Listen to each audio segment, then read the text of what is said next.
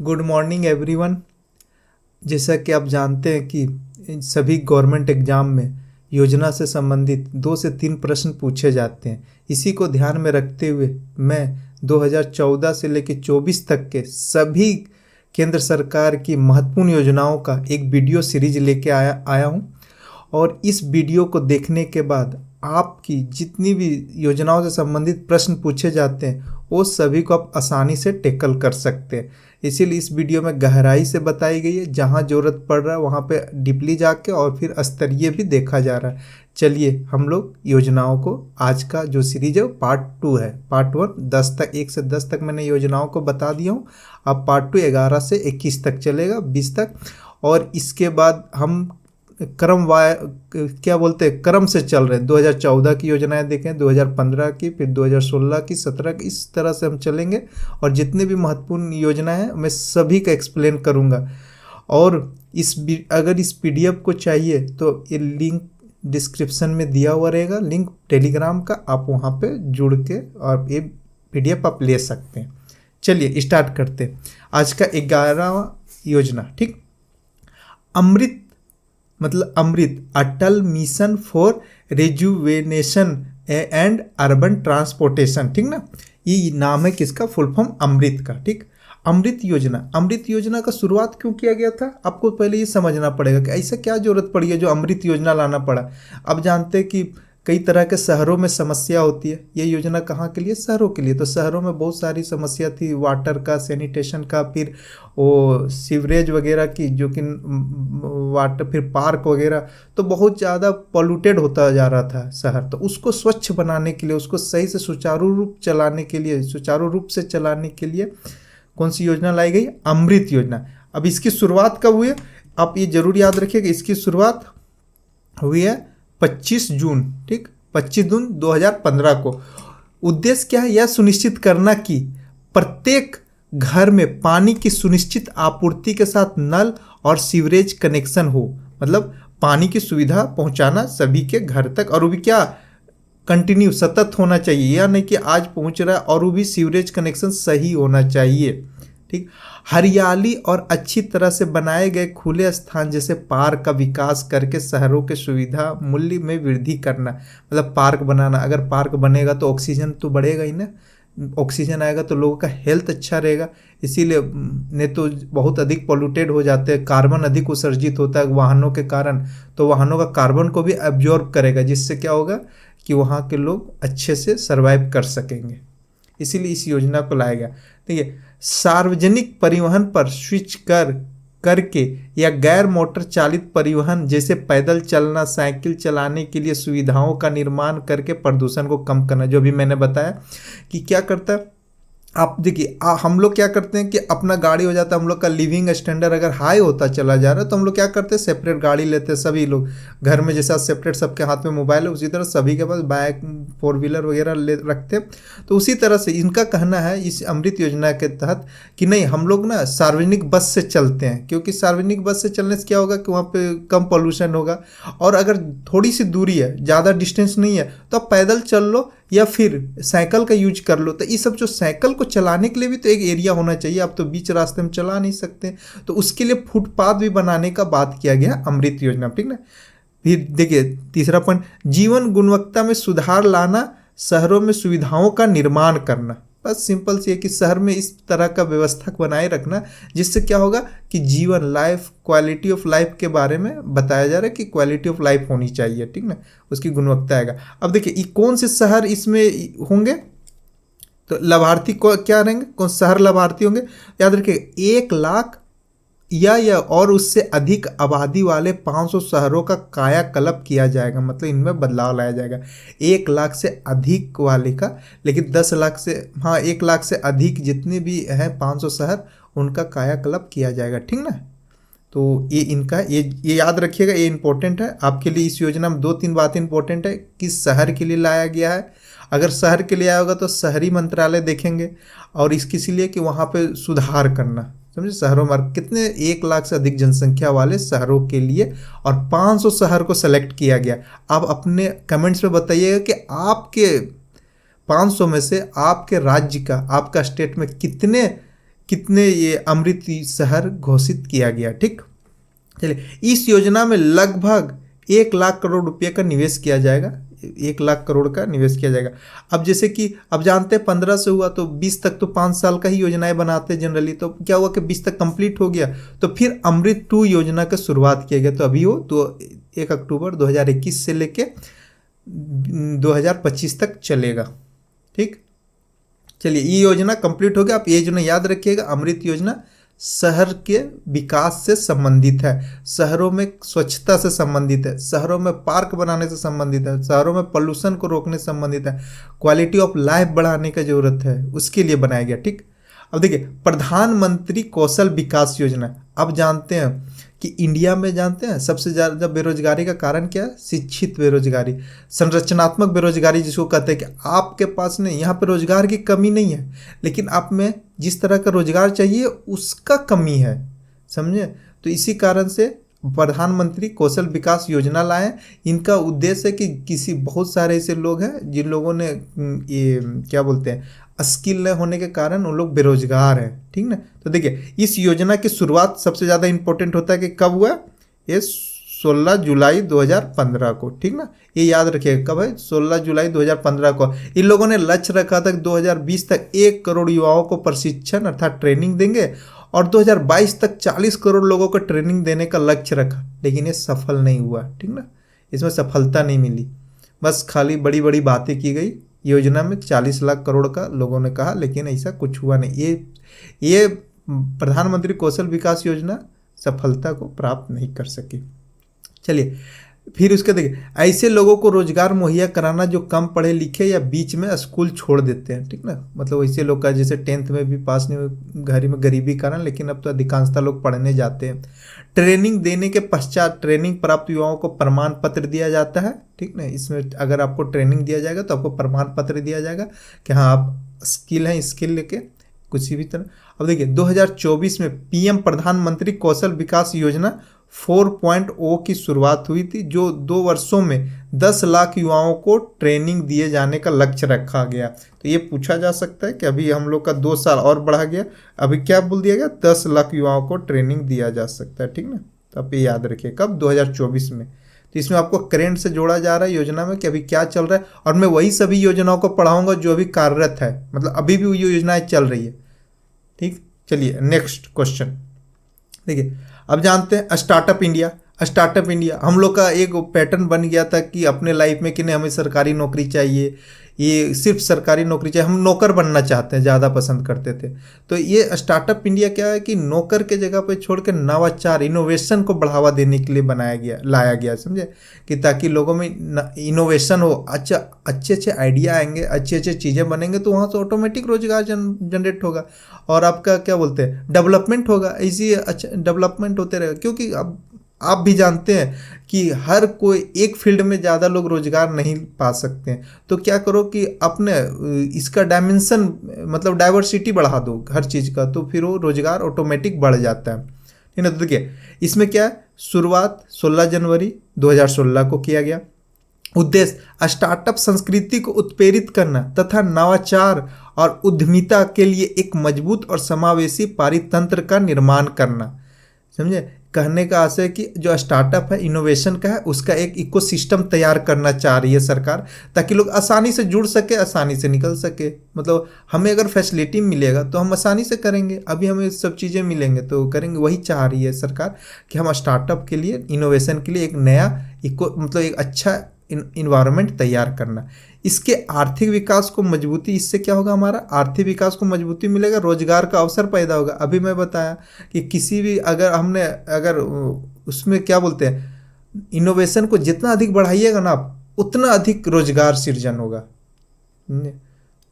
इसके बाद लाभार्थी कौन होंगे, आप जानते हैं लाभार्थी कौन होंगे, उद्यमी होंगे। यहाँ पे तो व्यवसाय की बातें की गई है। देखिए इसका लाभ क्या मिलेगा, अगर जो सरकार ने स्टार्टअप इंडिया लाया है उससे क्या क्या बेनिफिट मिलेगा अगर अपने इनोवेशन करते हैं, नवाचार पे जाते हैं। आपको स्टार्टअप्स को लाभ कर में छूट मिलता है। सार्वजनिक खरीद में स्टार्टअप को प्राथमिकता दिया जाता है। अगर सरकार खरीदना चाहेगी कोई भी सामान तो सबसे पहले स्टार्टअप से खरीदती है कि हाँ अगर हमारा ये अगर पूर्ति कर देता है स्टार्टअप तब अगर ये नहीं पूर्ति कर पाएगा तब फिर बाहर से वो खरीदते हैं। फिर नियमों में सरलीकरण, पहले नियम बहुत प्रक्रियाएं बहुत जटिल थी, उसे सरलीकरण कर दिया, सिंगल विंडो वाला सिस्टम कर दिया गया। फिर आरंभिक समर्थन भी, मतलब कि समर्थन था। अनुपालन एवं निकासी की प्रक्रिया आसान है, जैसे अनुपालन करना मतलब जो नियम कानून का पालन करना, और अगर मन किया कि हम डूब रहे मतलब इसमें से हम सक्सेस नहीं हो रहे तो आसानी से निकल सकते हैं आप। सूचना की विषमताओं को कम करने हेतु एक वेबसाइट लॉन्च की गई। अगर किसी तरह का आपको सूचना चाहिए कि हम इसके बारे में रिसर्च करना है तो आपको वहाँ से आपको कंटेंट मिल जाएगा, आप वहाँ से आप देख के और आगे अपनी प्रक्रिया को बढ़ा सकते हैं, ठीक ना। उसका देखिए निःशुल्क कानूनी सलाह, अगर आप किसी तरह का कानूनी सलाह लेना चाहते हैं किसी भी कारण से, जैसे आप पेटेंट करवाना चाह रहे हैं और उसके लिए क्या क्या करना होगा, या फिर किसी तरह प्रॉब्लम हुआ तो उसके लिए आपको ने निःशुल्क कानूनी सलाह का भी प्रावधान किया गया, वह भी प्रोवाइड कराया जाएगा, ठीक। तो इस तरह के स्टार्टअप इंडिया का लक्ष्य है कि जितना से जितना हो सके लोगों के अंदर क्या लाना, इनोवेशन की, मतलब माइंडसेट को चेंज करना चाह रही है गवर्नमेंट। इसीलिए यह स्टार्टअप इंडिया इम्पोर्टेंट योजनाओं में से एक है, फ्लैगशिप योजना है। देखिए आइए चलो, देखिए श्यामा प्रसाद मुखर्जी रुर्बन मिशन, ठीक ना, यह नाम ही आपको स्पष्ट होगा, रुर्बन, समझे। इसका टैगलाइन बहुत इंपॉर्टेंट है, मुझे इसका टैगलाइन अच्छा इसी से आप समझ सकते हैं। देखिए आत्मा गांव की, सुविधाएं शहर की, समझे। और ये कब स्टार्ट हुआ था, 21 फरवरी 2016 को। कब हुआ था, 21 फरवरी 2016 को, आप जरूर याद रखिएगा, ठीक ना। 16 को कौन सा आया था, श्यामा प्रसाद मुखर्जी रुर्बन मिशन, ठीक। अब यहाँ देखिए आपको जानते इसका लक्ष्य क्या है कि 300 रुर्बन क्लस्टरों का विकास करना, अर्थात रुर्बन विलेज बनाना, ठीक ना। 300 क्लस्टरों का, यहाँ पे क्या होता है, देखिए रुर्बन का मीनिंग ये होता है दो शब्द से मिलके बना, रूरल प्लस अर्बन, ठीक ना, रूरल प्लस अर्बन। तो क्या ये जो रुर्बन मिशन है वो क्या अभी 2016 में आया था, नहीं, क्या था, हमारे जो डॉक्टर एपीजे अब्दुल कलाम जी थे, उन्होंने एक मिशन लाए थे जिसका नाम रखे थे पूरा, क्या रखे थे, पूरा, समझे। ये पूरा मिशन को ही नाम बदल के क्या किया, रुर्बन कर दिया गया, ठीक ना। पूरा मिशन का ही नाम बदल के, कलाम जी का था सपना कि पूरा किया जाए, तो इसका रुर्बन किया। देखिए इसका उद्देश्य क्या है कि इस योजना का उद्देश्य ग्रामीण क्षेत्रों में शहरी सेवाएं और बुनियादी ढांचे उपलब्ध कराकर आर्थिक विकास को बढ़ावा देना, ठीक, आर्थिक विकास को बढ़ावा देना। फिर ग्रामीण, अब आर्थिक विकास को बढ़ावा देना, ग्रामीण और शहरी विभाजन को पाटना, जितना भी खाई बना हुआ है कि वहाँ पे किस क्षेत्र में, आर्थिक क्षेत्र में। आप जानते हैं कि शहर में ज़्यादा आर्थिक रूप से मजबूत होते हैं, तकनीकी शहर में अधिक पहुंचती है, सुविधाएं भी शहर में अधिक होती है, चाहे शिक्षा हो, स्वास्थ्य हो, या स्पोर्ट्स वगैरह हो, खेल वगैरह, सब स्तर पे क्या होता है शहर में गांव के तुलना में अधिक होता है, जिसके कारण इसके जो बीच के खाई है ना उसको पाटने का काम करने के लिए रुर्बन मिशन लाया गया, ठीक। ग्रामीण क्षेत्र में गरीबी और बेरोजगारी में कमी लाने के लिए स्थानीय आर्थिक विकास को प्रोत्साहित करना, ये भी काम है। इससे क्या होगा कि वहाँ पे गरीबी और बेरोजगारी अधिक है। अब पिक्चर बताइए, ग्रामीण क्षेत्र में गरीब और बेरोजगारी अधिक है तभी तो लोग शहर की ओर पलायन करते हैं, और जब शहर की ओर पलायन करेंगे तो हर शहर का एक क्षमता होता है कि वो कहाँ तक किसी को रख सकता है, सर्वाइव कर सकता है। उसके बाद उस शहर में इतनी क्षमता नहीं है ज़्यादा आवास बनाना, तो इससे भी तो रोकना है पलायन को। और गांव में ही अगर हम शिफ्ट कर दें चीज़ों को तो फिर पलायन होगा नहीं, और पलायन नहीं होगा तो बहुत चीज़ें इसमें सुधार आ सकता है, चाहे वो क्राइम हो, राजनीतिक अस्थिरता हो, आर्थिक रूप से, या फिर जनसंख्या में जो असंतुलन, ये सब बहुत चीज़ों में बदलाव आ जाएंगे अगर पलायन रुक जाए और गाँव में ही सारी फैसिलिटी दे दिया जाए। और सब जगह क्या होगा कि सभी पॉपुलेशन डिस्ट्रीब्यूट हो जाएंगे, तो सभी जगह का प्राकृतिक का जो जितने भी नेचर के चीज़ें हैं वो सब में बटेंगे। नहीं तो क्या होता है, मान लो सपोर्ट एट दिल्ली में हम लोग सब आ जाते हैं, रहने लग जाते हैं, तो वहाँ पे एक लिमिट क्षमता है ना, ऑक्सीजन का, पानी का, फिर रोड का, फिर आवास का, भूमि कम है, तो ये सब क्या होता है कि वहाँ पे इतना दबाव पड़ जाता है रिसोर्सेज के ऊपर कि आदमी क्या हो जाता है, क्वालिटी ऑफ लाइफ में कमी आने लगता है। इसीलिए ये मुझे तो लगता है जो ये योजना है रुर्बन मिशन, इसको तो बहुत अधिक बढ़ावा देना चाहिए, बहुत समस्याओं का ये समाधान कर सकता है। चलिए आगे बढ़ते हैं, ठीक ना। तो यही बता रहा है कि गरीबी और बेरोजगारी में कमी लाने के लिए स्थानीय आर्थिक विकास को प्रोत्साहित करना, क्षेत्र का विकास के लिए ग्रामीण क्षेत्रों में निवेश को आकर्षित करना। हाँ, हम लोग ग्रामीण क्षेत्र में फूड प्रोसेसिंग वगैरह का अगर लगा के या फिर वहाँ पे कई चीज़ों का इंडस्ट्री लगा के छोटे छोटे लघु उद्योग, तो उससे भी हम क्या कर सकते हैं, वो निवेश करके और रोजगार जनरेट कर सकते हैं। लाभार्थी कौन होंगे? लाभार्थी गांव कौन सा है? देखिए, मैदानी क्षेत्र में अगर किसी गांव को क्लस्टर बनाया जा रहा है रुर्बन मिशन के तहत, तो वहाँ पे कम से कम 25,000 से लेके 50,000 जनसंख्या वाले गांव के बीच में एरिया में से होना चाहिए। मतलब एक सर्कल बन जाता है कितना का, 10 किलोमीटर का, ठीक ना, 10 किलोमीटर का एक सर्कल हो जाता है। इसके अंदर देखा जाता है कि आप 25,000 से 50,000 जनसंख्या है, तो वहाँ पे क्लस्टर रुर्बन मिशन बनाया जाता है। और इसका जो सेंटर है ना, यहीं पे गांव को डेवलप किया जाएगा और यहाँ का जितनी भी फैसिलिटी होगा ना, ये सब यहीं आएंगे। अब मान लिया जाए सपोर्टेड कि यहाँ पे आपका एक शहर है, ठीक है, यहाँ शहर है, सभी लोग इधर से यहाँ जा रहे थे, इस शहर में जा रहे थे, ठीक। लेकिन क्या होगा कि यहाँ पे गांव है, इस एरिया को पूरा एक क्लस्टर बना दे, यहीं पे सभी सेवाएं सुविधा उपलब्ध हो, चाहे गैस सिलेंडर बनाना हो या फिर जितना भी ई गवर्नेंस वाला जितनी चीज़ें हो, या फिर केंद्र सरकार द्वारा जितनी भी योजनाएं चलाई जा रही सब यहाँ पे मिले, सभी सेवाएं यहाँ दिया जाए, स्कूल कॉलेज वगैरह खोला जाए, तो क्या होगा कि लोग शहर के ऊपर जाने छोड़ के इधर ई सेंटर बन जाएंगे ना, तो यहाँ पे लोग आ जाएंगे। तो इससे क्या होगा कि शहर पे जो हमारे जो पढ़ रहे थे, क्या बोलते हैं, वाहनीय क्षमता वो कम पड़ेगा और उसका डिस्ट्रीब्यूशन हो जाएगा। तो क्या बोला गया, मैदानी क्षेत्र में अगर आपने किसी भी रुर्बन क्लस्टर का अगर बना रहे हैं गांव को, तो आपको ना क्लस्टर के रूप में डेवलप कर रहे हैं उस क्षेत्र को, तो 25,000 से लेके 50,000 तक का जनसंख्या होना चाहिए मैदानी क्षेत्र में। लेकिन अगर पहाड़ी और रेगिस्तान या फिर आदिवासी क्षेत्र हुआ ना, तो वहाँ पे इसमें थोड़ा सा रियायत दिया गया। क्या कहा गया, 5,000 से लेकर 15,000 तक की जनसंख्या वाले गांव में बनेगा। जैसे कि आप लोग अगर जितने लोग पहाड़ी क्षेत्र में रहते होंगे, आप जानते हैं कि वहाँ पे जो घर है वो बहुत डिस्टेंस में होते हैं, जंगलों में भी बहुत डिस्टेंस दूरी पे घर बना हुआ रहता है, तो इसीलिए यहाँ पे कम दिया गया है, क्योंकि इसका मतलब कि बहुत ज़्यादा एरिया में बहुत कम लोग बसे हुए रहते हैं, ठीक। देखिए, अब हम लोग रुर्बन गाँव का चयन कैसे होता है जानते हैं, क्या करेगा कि जो सरकार है, केंद्र सरकार क्या करेगी, प्रत्येक राज्य के लिए क्लस्टरों का एक लिस्ट बनाता है और इस लिस्ट में से क्लस्टर गांव का चुनाव राज्य सरकार द्वारा किया जाता है। जैसे मान लीजिए कि आपका राज्य में, आपकी यूपी, बिहार, झारखंड, राजस्थान, जो भी राज्य हो, वहाँ पे आपका क्या होगा कि वहाँ के लिए केंद्र सरकार चाहे 20, 25, 100 का एक लिस्ट बनाएंगे कि नहीं नहीं यहाँ बनाया जा सकता है। जब उनके बना के उन्हें सबमिट कर दिया जाएगा, उसके बाद उसमें से बोला जाएगा जितना भी उस राज्य को देना है, तो उसमें बोला जाता है कि हाँ आप बताइए कि आपको कहाँ बनवाना है, तो राज्य सरकार वहाँ सेलेक्ट करेगी और फिर उस जगह पे रुर्बन क्लस्टर का वो डेवलप होगा। तो इस तरह से ये चुनाव होता है। तो ये हमारा योजना कंप्लीट हो गया, ठीक। अब नेक्स्ट योजना देखिए, नेक्स्ट योजना क्या है, प्रधानमंत्री फसल बीमा योजना। अब जानते हैं कि हमारा अधिकांश लोग खेती किस पे, मानसून पे डिपेंड करता है, और मानसून पे भी, और प्राकृतिक आपदा का तो आप जानते हैं, कभी ओलावृष्टि हो जाएगा, कभी साइक्लोन आ जाता है, कभी टिड्डा जैसी कीटें आ जाती हैं, फिर उसके बाद आपका अत्यधिक बारिश हो जाता है, तो कई तरह का चीज़ें, कभी कभी तो आग भी लग जाते हैं। तो इस सब को ध्यान में रखते हुए इससे क्या होता है, नुकसान हो जाता है किसान का, और फिर किसान क्या होता है, हतोत्साहित होकर और आत्महत्या भी कर लेते हैं, तो उनको कहीं से भी आर्थिक सुरक्षा नहीं मिलता। तो इसी को ध्यान में रखते हुए प्रधानमंत्री जी ने 18 फरवरी 2016 को, कब 18 फरवरी 2016 को प्रधानमंत्री फसल बीमा योजना लाए, ठीक ना।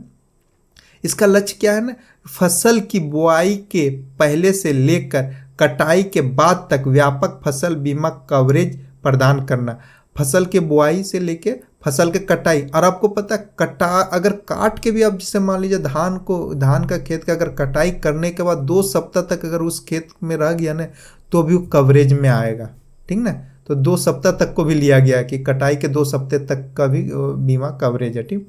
तो इसमें क्या हुआ, देखिए उद्देश्य क्या है, लक्ष्य तो हम लोग रखें कि फसल बीमा का कवरेज प्रदान करना। उद्देश्य, प्राकृतिक आपदाओं के कारण, मतलब किसे, प्राकृतिक आपदाओं के कारण, कीट और रोगों के कारण किसानों के फसलों को होने वाली आर्थिक नुकसान से सुरक्षा प्रदान करना। यहीं पे हम बोले ना आर्थिक ये किया जा रहा है, क्या आर्थिक नुकसान से किसानों को सुरक्षा प्रदान किया जा रहा है, सामाजिक न्याय की इसमें बात किया जा रहा है, सोशल जस्टिस। ठीक, कृषि क्षेत्र में ऋण प्रवाह सुनिश्चित करना और आधुनिक कृषि पद्धति एवं फसल विविधीकरण को अपनाना। अब जानते हैं कि अगर आपको आर्थिक सुरक्षा दे दिया जाए, आपको बता दिया जाए कि कोई टेंशन नहीं है, आप खेती करो, तो अब क्या होगा ना कि आप अपना वो नुकसान का तो टेंशन होगा ना, इंश्योरेंस है, तो फिर आप में क्या करेंगे, इसका उद्देश्य है कि हम ये आसानी से आप कृषि पद्धति में और तकनीकी का आप यूज करना स्टार्ट करेंगे और फिर फसल में डाइवर्सिटी लाने का आप कोशिश कीजिएगा ना। तो अगर फसलों में भी डाइवर्सिटी आ जाएगा और कृषि पद्धति में और प्रोडक्शन और प्रोडक्टिविटी में भी बढ़ावा मिलेगा, बढ़ेगा। ठीक, चलिए लाभार्थी कौन होंगे? इस योजना का लाभार्थी होंगे सभी किसान, चाहे वो बटेदार हो, काश्तकार हो या कोई भी हो। यहाँ पे लाभार्थी में ये नहीं है कि अब किसान मतलब जिस किसान के नाम पे भूमि वही होंगे, नहीं, इसमें सभी वो होंगे जो खेती कर रहे हैं वो जाके। और जानते हैं, और ये जो योजना जो प्रधानमंत्री फसल बीमा योजना है, इसमें यूनिट पहले ब्लॉक को माना था। अगर एक ब्लॉक को देखा जाता था कि अगर ब्लॉक में 20% भी नुकसान हुआ, 30% तो उसे उसके श्रेणी में डाल दिया जाता था कि नहीं, यहाँ पे बीमा का देना। लेकिन अब इसको यूनिट बना दिया गया, गांव को, विलेज को। अब गांव में देखा जाता है कि गांव में कितना परसेंट क्षति हुआ, तो उसी के आधार पे यहाँ पे क्या दिया जाता है, क्या योजना में, तब उसी आधार पे योजनाएं मिलती है। तो आपको अगर पूछा जाए यूनिट क्या लिया गया, तो विलेज। ठीक ना। अब देखिए, आइए तो बता दिए। अब देखिए प्रीमियम का भुगतान क्या होता है कि जो भी इंश्योरेंस कराते हैं हम लोग को प्रीमियम देना ही होता है, चाहे वो गाड़ी का करवाओ या कहीं लाइफ इंश्योरेंस कराइए, सब में प्रीमियम देना रहता है। उसी तरह इसमें भी प्रीमियम का भुगतान करना रहता है। तो किसान द्वारा भुगतान कितना करना रहता है, तो इसमें बताइएगा क्या कि आप रबी फसल का प्रीमियम राशि 1.5%, अब जितना का इंश्योरेंस करा रहे हैं ना उसका 1.5% आपको प्रीमियम देना है। फिर खरीफ फसल का प्रीमियम राशि 2% रखा गया, और वाणिज्य एवं बागवानी फसल का प्रीमियम राशि कितना रखा गया, 5%। तो आप ये जरूर याद रखिएगा क्योंकि यहां से क्वेश्चन बनता है। ठीक ना, यहां से आपका एक क्वेश्चन बनेगा। ठीक, तो आप इस चीज को जरूर याद रखिएगा किसका कितना % प्रीमियम है। ठीक, चलिए आगे बढ़ते हैं। आइए, प्रधानमंत्री कृषि सिंचाई योजना। अब प्रधानमंत्री कृषि सिंचाई योजना, अब इसे भी सरकार को लाने का पीछे का उद्देश्य ये था ना कि हमारे बहुत ऐसे क्षेत्र है जो सिंचाई के अंतर्गत नहीं आते हैं, समझे। तो सिंचाई के अंतर्गत लाने से क्या होगा ना कि उससे ऑटोमेटिक ही इंसान क्या करेंगे, खेती करना शुरू करेंगे।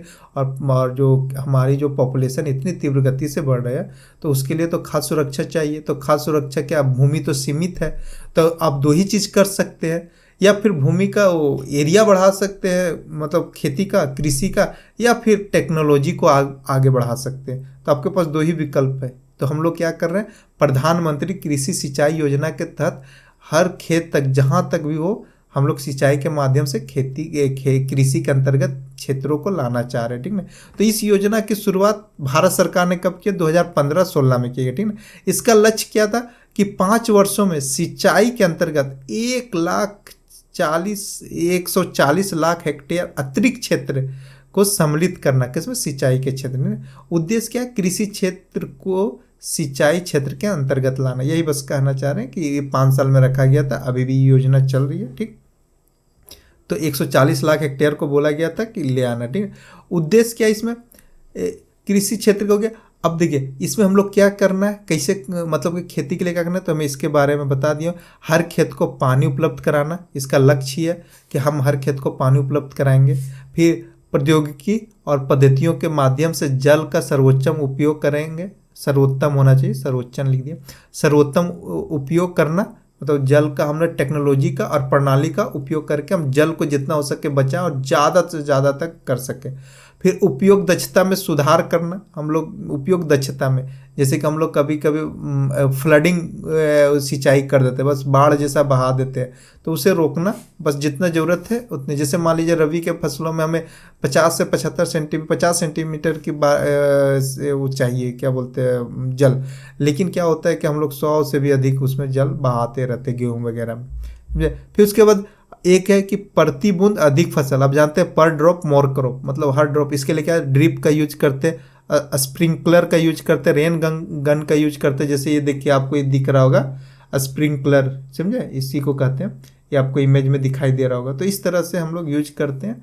तो पानी को इसमें इस योजना का मुख्य उद्देश्य पानी को बचाते हुए और उससे और अधिक कृषि और भी भूमि तक क्या करना, पहुंचाना, मेन अगर उद्देश्य देखा जाए तो। चलिए, योजना हो गई। अब आते हैं हम लोग कौन सा, स्टैंड अप इंडिया स्कीम। ठीक, स्टैंड अप इंडिया स्कीम, यह स्कीम स्टार्टअप इंडिया की जैसा है, लेकिन यहाँ पे क्या ऋण से रिलेटेड है। देखिए, इस योजना की शुरुआत कब हुई थी, 5 अप्रैल 2016 से लेकर 2025 तक ये योजना लागू रहेगी। ठीक ना। इसका उद्देश्य क्या है, प्रत्येक बैंक शाखा द्वारा कम से कम एक अनुसूचित जाति या अनुसूचित जनजाति के उधारकर्ता और एक महिला उधारकर्ता को नई ग्रीनफील्ड परियोजना की स्थापना के लिए 10 लाख से 1 करोड़ के बीच बैंक ऋण प्रदान करना। मतलब ये इसका ये उद्देश्य है। उद्देश्य ये है कि जितना भी बैंक है हमारे इंडिया में और उसकी जितनी शाखाएं हैं, चाहे जितनी भी शाखाएं हो, हर बैंक का, चाहे हर डिस्ट्रिक्ट में हो या फिर सभी शाखा को कम से कम एक व्यक्ति कौन, या ST SC में एक होना चाहिए और एक महिला, एक कम से कम 2 लोगों को क्या करना होगा, एक लोन देना होगा। और किस उद्यमी के लिए, व्यवसाय के लिए, गैर कृषि क्षेत्र, मतलब गैर कृषि क्षेत्र नहीं कहा गया, मतलब आप किसी भी तरह का व्यवसाय करना चाहते हैं बड़े लेवल पे उद्यमी, तो उसके लिए। और ये कहाँ तक, 10 लाख से लेके 1 करोड़ के बीच में आपको लोन दे सकता है। ठीक ना। और ये उसी योजना में देगी। देखिए, ग्रीन फील्ड लिखा हुआ, अगर ब्राउन फील्ड लिखा रहता तो पुरानी योजना होता है। ग्रीन फील्ड मतलब होता है ना, कोई भी नई योजना को कहते हैं कि नया तरीके से, मतलब नया योजना शुरू करने जा रहे हैं, उसको ग्रीन फील्ड कहते हैं। ठीक ना, ग्रीन फील्ड परियोजनाओं के लिए। तो आप ये याद रखिएगा, इसका ये उद्यम क्षेत्र में दिया जाता है, मतलब व्यवसाय के क्षेत्र में दिया जाता है, विनिर्माण, सेवा, व्यापार क्षेत्र से संबंधित हो सकता है। तीनों, विनिर्माण हो, सेवा या व्यापार क्षेत्र से हो। ठीक ना। फिर उसका लाभार्थी क्या है, आप जानते हैं, अनुसूचित जाति हो सकता है, अनुसूचित जनजाति हो सकता है, 18 वर्ष से ऊपर महिला हो सकती है।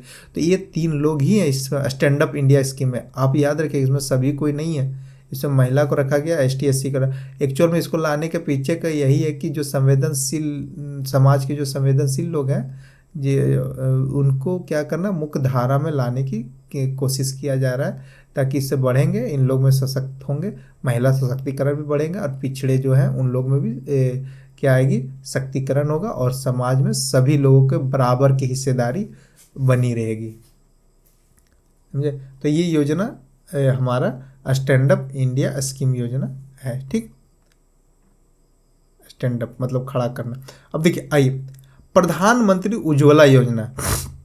ठीक है, यह योजना की शुरुआत 1 मई 2016, अब जानते हैं, बलिया से किया गया, 1 मई 2016। इनका उद्देश्य ही था कि 8 करोड़ ग्रामीण और वंचित परिवारों को निःशुल्क LPG कनेक्शन प्रदान करना, रसोई गैस क्या करना, 8 करोड़ लोगों का इन्होंने टारगेट रखे थे कि देना। समझे। इसके तहत LPG रसोई ईंधन उपलब्ध करवा के महिलाओं और बच्चों को स्वास्थ्य की रक्षा करना। अब जानते हैं कि हमेशा मोदी जी कहते रहते हैं कि जो महिलाएं धुएं पे खाना बनाती है, उनको 400 सिगरेट के बराबर उनको एक दिन में धुआं, मतलब कि वो लेती है। तो इससे क्या होता है, उनका हेल्थ इफेक्ट होगा। और जानते हैं कि जनरली बच्चे माता से जुड़े होते हैं, माता के साथ रहते हैं, इस तरह से बच्चे भी प्रभावित हो रहे थे। तो इसको ध्यान में रखते हुए ये योजना, प्रधानमंत्री उज्ज्वला योजना लाया गया, उसके स्वास्थ्य की रक्षा करना भी, और पोल्यूशन। इसकी विशेषता क्या है ना, प्रत्येक LPG कनेक्शन के लिए 1600 की केंद्रीय वित्तीय सहायता प्रदान की जाती है। कनेक्शन इसमें मुफ्त है। ठीक ना। अब क्या, वो प्रति वर्ष 14.2 किलोग्राम राइफल लिखा दिया, रिफिल वाले 12 सिलेंडरों पर प्रति सिलेंडर 300 रुपया की सब्सिडी दी जाती है। अब जानते हैं, पहले 200 सब्सिडी दिया जाता था, लेकिन 2023 से क्या कर दिया गया, इसको 300 कर दिया गया। तो आप ये चीज़ याद रखिए। ठीक ना, 200 भी आ सकता है, लेकिन ये 300 किया गया क्या, सब्सिडी। तो आप ये चीज़ को कितना कर दिया गया, 12 सिलेंडर पे 300 रुपया सब्सिडी दी जा रही है। यहाँ पे आप देख सकते हैं प्रधानमंत्री इस लोगों में कि 10 करोड़ परिवारों को खुशियों से किया रोशन। तो ये 8 थे, अभी फिर 2 करोड़ का।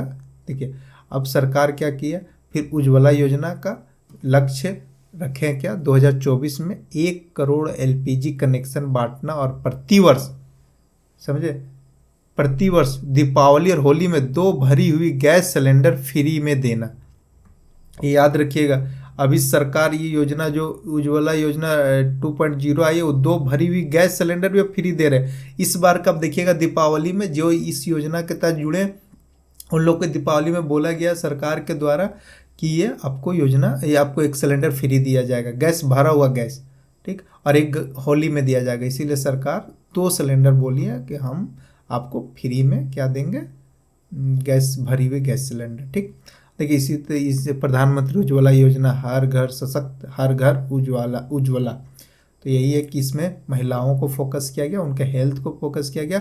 और जानते अधिकांशतः लोग बोला जाता है रसोई घर में जो भी पोल्यूशन के कारण सबसे अधिक प्रभावित होती है महिलाएं, ठीक। तो इसे रोकने के लिए क्या किया गया, प्रधानमंत्री उज्ज्वला योजना लाया गया। बहुत इंपॉर्टेंट योजना है, इससे क्वेश्चन पूछा जाता है। और हाँ, कई योजनाओं का अभी जैसे कि 2014 की योजनाएं का 10 साल पूरा हुआ तो वहाँ से क्वेश्चन पूछता है। फिर अब देखिए 2015 का 25 में आएगा, उनका 10 साल पूरा होगा तो वहाँ से क्वेश्चन उठाएंगे, ठीक ना। तो इस तरह से आप नहीं आइए 19वां योजना। देखिए 19वां योजना का उड़े देश का आम नागरिक, उड़ान योजना, इसका नाम क्या है, उड़ान योजना। यह योजना की शुरुआत कब हुई, 21 अक्टूबर 2016 को। अभी 10 वर्ष की अवधि तक के लिए इसको चालू कर दिया, ठीक है। इसका उद्देश्य क्या है ना कि भारत के टायर 1 और टीयर होना चाहिए, टीयर 1 और टीयर 3 शहरों में बेहतर विमानन अवसंरचना तथा एयर कनेक्टिविटी को बढ़ावा देना। अब बताइएगा टीयर 1 शहर और टीयर 2 शहर को, कितनी जनसंख्या वाले शहरों को टीयर 1 और टीयर 2 कहते हैं, आप जरूर कमेंट्स कीजिएगा क्योंकि जरूरी है, क्योंकि हम लोग 6 कैटेगरी में शहरों को बांटा गया, ठीक ना। तो आप ये बताइएगा टीयर 2 और टीयर 3 शहर में कितनी की जनसंख्या वाले को इस तरह का शहर के रूप में कहते हैं, ठीक।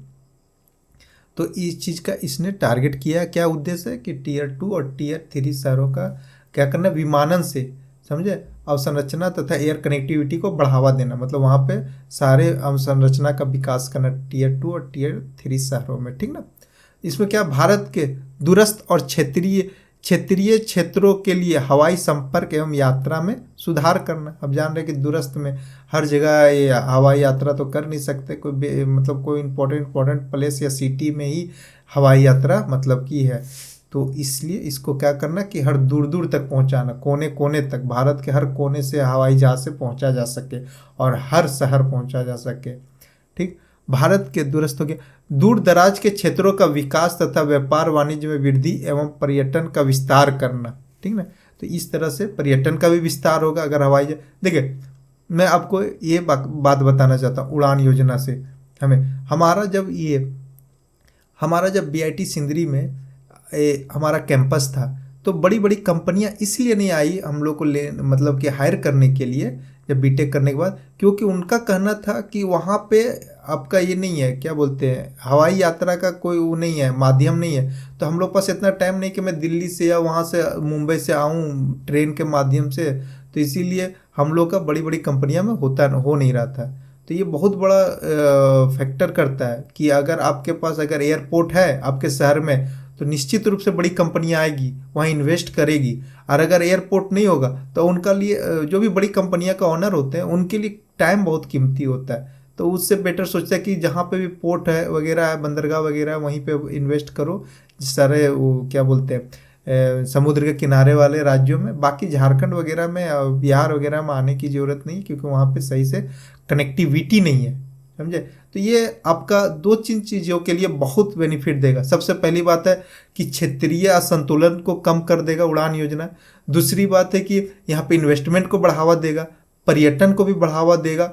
और जानते हैं इस योजना से आपका पूरा इस योजना में, जैसे कि हम लोग को जो लगता था पहले बचपन में कि हवाई जहाज पे चढ़ लेना बहुत बड़ी बात है, अचीवमेंट होना, तो इस धारणा को तोड़ने का भी एक यह योजना इम्पोर्टेंट होता है कि नहीं, हवाई चप्पल पहनने वाले भी हवाई जहाज पे चढ़ सकते हैं, इसमें कोई बड़ी बात नहीं है इसमें, समझे। तो इस लेवल तक लाने के लिए भारत सरकार ने क्या किया, उड़े देश का आम नागरिक उड़ान योजना लाया गया, ठीक ना।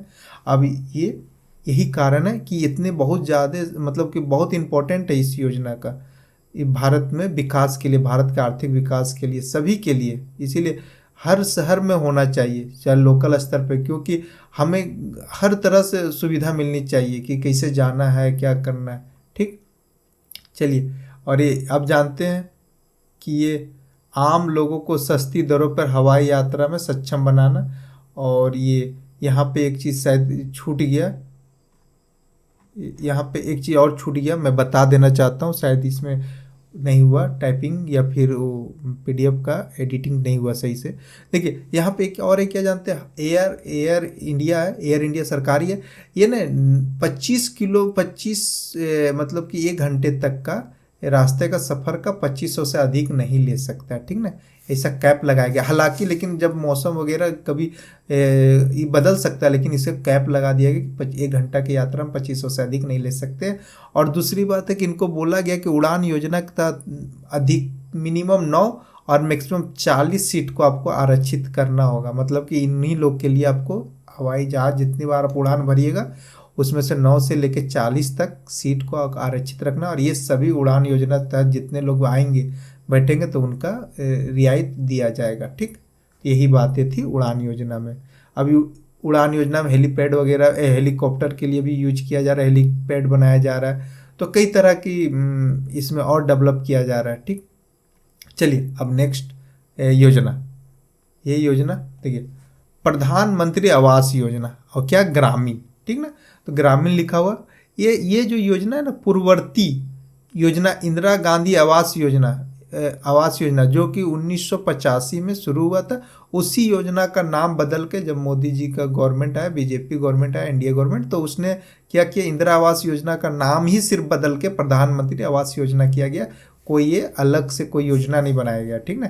1985 में इसी योजना को क्या बोलते हैं, ये फिर से उसका नामकरण कर दिया गया। फिर अब कांग्रेस की सरकार आएगी तो फिर इसका नाम बदल के अपना कोई नाम रखा जाएगा। चलिए इस योजना की शुरुआत देखिए 1 अप्रैल 2016 को किया गया। कब? 1 अप्रैल 2016, याद रखिए। इसका मंत्रालय, जब ग्राम है तो ग्रामीण विकास मंत्रालय होगा, सिंपल सी है। इसका मुख्य उद्देश्य क्या था ना, कि मार्च 2022 तक 2 करोड़ सभी के लिए आवास लिखिए, आवास क्या है, सभी के लिए आवास, ठीक ना, आप याद रखिएगा, आवास, सभी के लिए आवास सुनिश्चित करना ना, इसका टैग लाइन ही था कि सभी के लिए आवास, समझे। 2022 तक तो 2 करोड़ घर बनाना था। 2024 तक सभी मूलभूत सुविधा से युक्त, अब 2024 तक क्या किया गया, सभी मूलभूत सुविधा से युक्त, मतलब कहने का है कि हर तरह का शौचालय वगैरह सब से युक्त 2.95 करोड़ घरों का निर्माण करना। बस 2024 तक का टारगेट रखा गया कि 2.9 करोड़ और घर बनाने का, ठीक ना, यहाँ तक का निर्माण करना। और लाभार्थी कौन होंगे, तो लाभार्थी अब थोड़ा सा ध्यान रखिएगा इसमें, लाभार्थी होंगे आपका आर्थिक रूप से कमजोर वर्ग, जिसको हम लोग EWS कहते हैं ना, इकोनॉमिक वीकर सेक्शन, जिसका 3 लाख से सालाना कम इनकम हो, ठीक, इन्हें मिलेगा ये आवास। फिर निम्न आय वाले समूह, जिसको ये निम्न आय वाले LIG कहते हैं इसको, समझे, इसका 3 लाख से लेके 6 लाख के रुपये वाले लोगों को मिल सकता है। फिर मध्य आय वाले 6 लाख से 18 लाख रुपये तक का, ठीक ना। इन योजनाओं के माध्यम से मैदानी क्षेत्रों में 1,20,000 रुपया अनुदान दिया जाएगा। ये जरूर याद रखें, 1,20,000 रुपया अनुदान दिया जाएगा। वहीं पे पहाड़ी या पूर्वोत्तर या दुर्गम क्षेत्र, जहाँ जम्मू कश्मीर में, इसकी क्या कर दिया गया, 1,30,000 है, जरूर याद रखिए। क्योंकि जानते हैं उस, अगर मान लीजिए पहाड़ी क्षेत्र हो, पूर्वोत्तर क्षेत्र हो, तो वहाँ पे तो ऐसे भी परिवहन करके ईंटा भेजने, गिट्टी बालू भेजने में बहुत ज़्यादा लागत लगता है। यहाँ पे लगता है आसानी से मैदान में कि चला गया, लेकिन वहाँ पे पहुँचाने में बहुत समस्या होती है, ठीक है। धीरे धीरे गाड़ी जाना, तेल अधिक खाना, हर चीज़ टाइम से नहीं पहुँचना, तो अधिक समस्या होती है, ठीक है। तो इसीलिए वहाँ पे क्या 1,30,000 रखा गया। और इसके साथ ही ना 70,000 रुपया का आप चाहे तो आप ऋण ले सकते हैं। अगर और अच्छा से बनाना चाहते हैं तो आपको 70,000 रुपया ऋण दिया जा सकता है। और 12,000 रुपया और एक्स्ट्रा जोड़ दिया गया इस योजना में, इसलिए जोड़ दिया गया कि अब शौचालय बनाने के लिए, ठीक ना, शौचालय के लिए एक्स्ट्रा 12,000 रुपया सरकार देती है, ठीक, ठीक ना। तो ये हमारा हो गया, समझे। चलिए अब आगे जानते हैं कि केंद्रीय प्रायोजित योजना है।